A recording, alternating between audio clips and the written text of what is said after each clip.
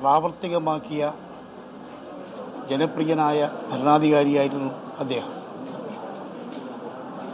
പാവങ്ങളോടും തൊഴിലാളി സമൂഹത്തോടും അവശത അനുഭവിക്കുന്ന സകലമാന ജനങ്ങളോടും അങ്ങേയറ്റത്തെ പ്രതിബദ്ധതയായിരുന്നു അദ്ദേഹത്തിനുണ്ടായിരുന്നത്.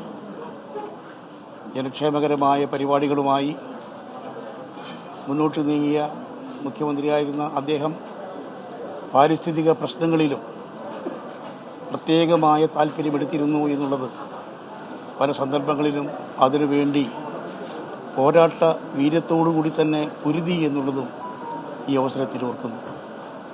VS-മായി സംവത്സരങ്ങളുടെ ഊഷ്മളമായ സ്നേഹബന്ധം എനിക്കുണ്ട്.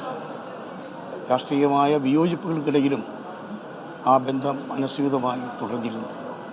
പ്രിയപ്പെട്ട VS-ൻ്റെ വേർപാടിൽ അതീവ ദുഃഖത്തോടെ ആദരാഞ്ജലികൾ അർപ്പിക്കുകയാണ്.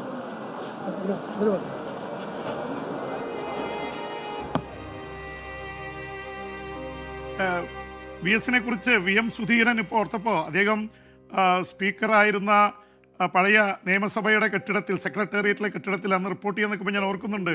VS-ഉം VM സുധീരനും അദ്ദേഹം ആലപ്പുഴയിൽ നിന്ന് മത്സരിച്ച ആ കാലഘട്ടത്തിലൊക്കെ പരസ്പരം പോരാടി നിൽക്കുമ്പോഴും ഒരു അപൂർവമായിട്ടുള്ളൊരു സൗഹൃദ ഗുരു തമ്മിലുണ്ടായിരുന്നു.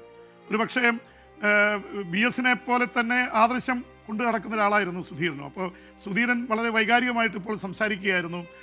ഞാൻ പറഞ്ഞു വന്നത് VS പാർട്ടി 1964 പാർട്ടി ഉണ്ടാക്കിയ 32 പേരെയും അറസ്റ്റ് ചെയ്തു. കൊടിയ പീഡനങ്ങൾക്ക് അവർ ഇരയായി എന്നുള്ള കാര്യങ്ങളൊക്കെ പറഞ്ഞിട്ടുണ്ട്. അദ്ദേഹം വളരെ വികാരഭരിതമായിട്ട് പറഞ്ഞു, ഞങ്ങൾ ചൈനീസ് ചാരന്മാർ എന്ന് വിളിച്ചു എന്നുള്ളതാണ്.